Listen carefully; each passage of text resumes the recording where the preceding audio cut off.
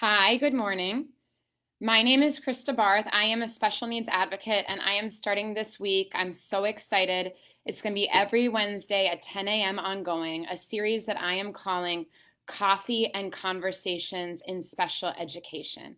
And this week, I'm going to be speaking about a topic that is so very near and dear to my heart. Anybody that knows me knows that I am passionate about inclusive education in all schools and for all students. I want to talk to you today about the 4 M's of inclusive education that I've narrowed down to encompass whole categories of importance on this particular topic. So the first is understanding inclusive education as a movement. This is an educational movement that started as early as the 1970s and got speed and activism in the 1980s and the 1990s, but that was not enough. We went further to develop as a country special education law, IDA. That's the second M that I'm going to tell you, which is inclusion, least restrictive environment as a mandate through federal law, IDA, which was reauthorized in 2004 and gave extensive preference to and guarantees for students with disabilities to be educated in regular education settings alongside typical peers. So it's not enough for inclusive education to just be a movement in itself or a mandate in itself. It has to be a school-wide mission, a question of morality, and also meaningful. So in my practice as a special education advocate, I have now represented over close to 700 families in IEP team meetings. And I have found some trends in making inclusive education work that I'd like to share with you today. One thing that I've found each and every time is that there needs to be strong collaboration between the special educator, the general education teacher, the parent, outside providers that are involved in educating the student, and also going beyond the teacher and parent level to the administrators and then furthermore to the district.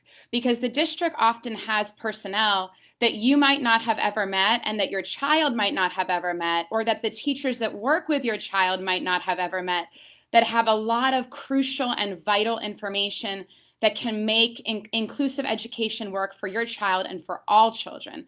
And I think that the key here that's really important for people to understand, and contrary to a lot of misconceptions, inclusive education is not just good for students with disabilities.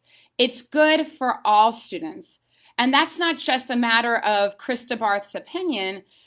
This has been a result of over 30 years of research. And if you're interested in me sending you a folder of research studies that I relied upon when I started to go a bit deeper into this, you can email me at Krista, spelled just like my name, at myeducationalsolutions.com, and I will send you a complete folder so that you don't have to take my word for it when it comes to the research and the evidence that inclusive education works. You can review these articles for yourself. Another thing that I've found that makes inclusive education work, because we know that it's not just simply a matter of putting students into classrooms where they share a physical space with their typical peers. We need to make it meaningful for all students. We need to have a school-wide culture that supports, embraces, and wants to learn more about how they educate all students.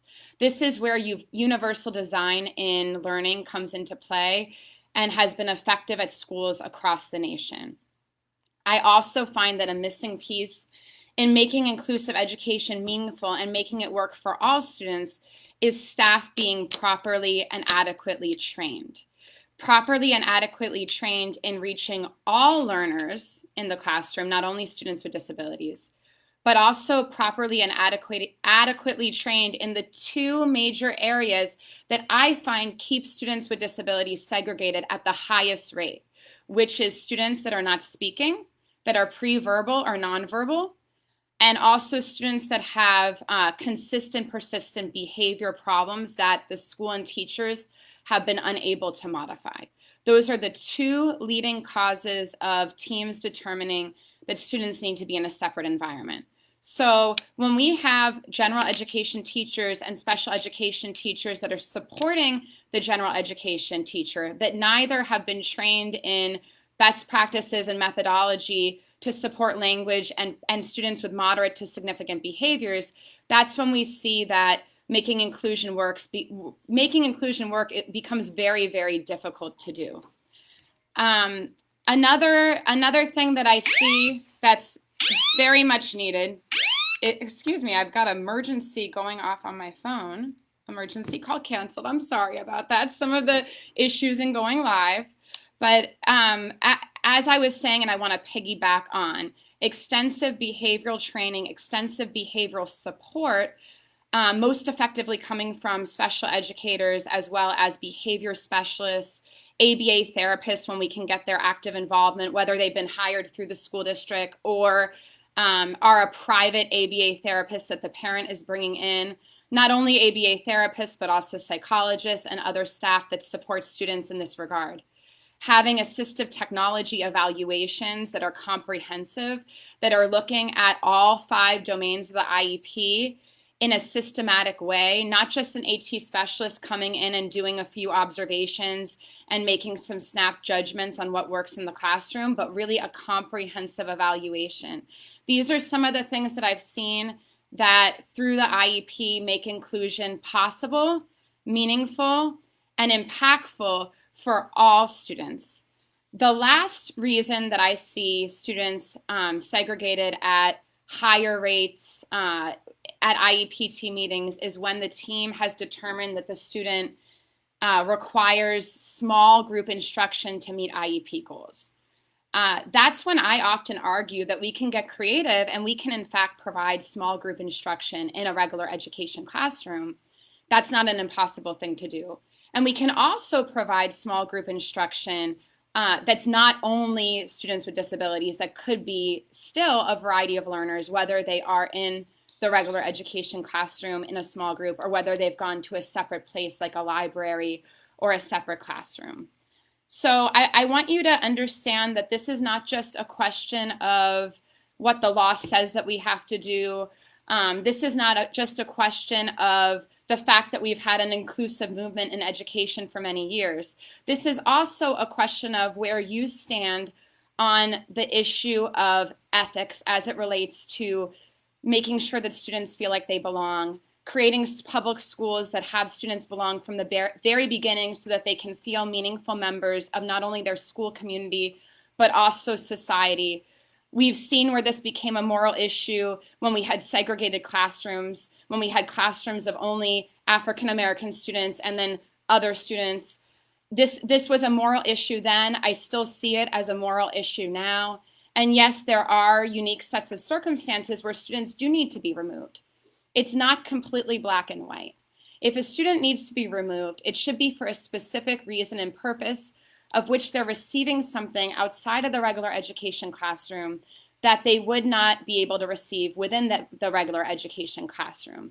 And that should be thoughtfully done, and it does not need to be all day. A student can in fact be removed for a part of the day that they require such, and included for other parts of the day where it's possible for them to have a meaningful educational experience. So we don't have to say, it's not like we're going through a McDonald's drive-through and we have to either pick the Happy Meal or the chicken with the soda. We have a full continuum of services and placement options available to students with disabilities in the public school system. We don't have to pick one or the other. We need to create an IEP that's appropriate, where the student is placed in his or her least restrictive environment to the maximum extent appropriate to meet his or her unique needs, but not just by default, not just by schools saying, well, either he can be in a regular class with just consultative model and literally minimal to no support, or we can have him in this self-contained class all day where it'll be a group of 7 with a special educator. Public schools are supposed to offer a full continuum of service and placement. And in the example that I just gave, that would not be a full continuum of service and placement. I've worked with students that are in crisis that needed to be removed.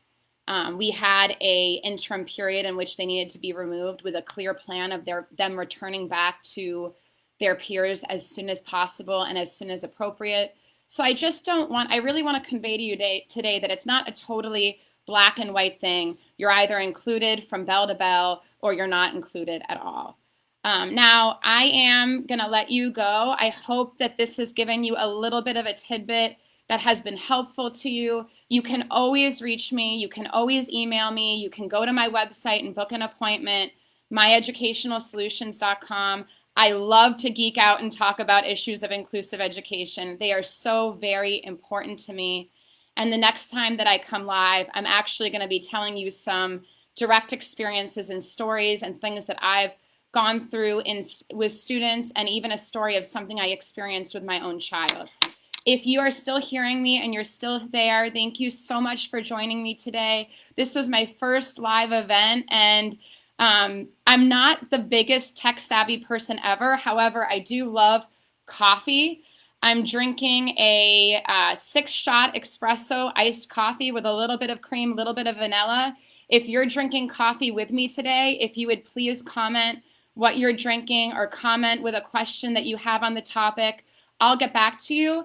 And the great thing is that one of you that comments will get a coffee, your favorite coffee, delivered by me so that you can have a coffee when you join me next week when I go live again next Wednesday at 10 a.m. Thank you so much, everyone. Have a great day.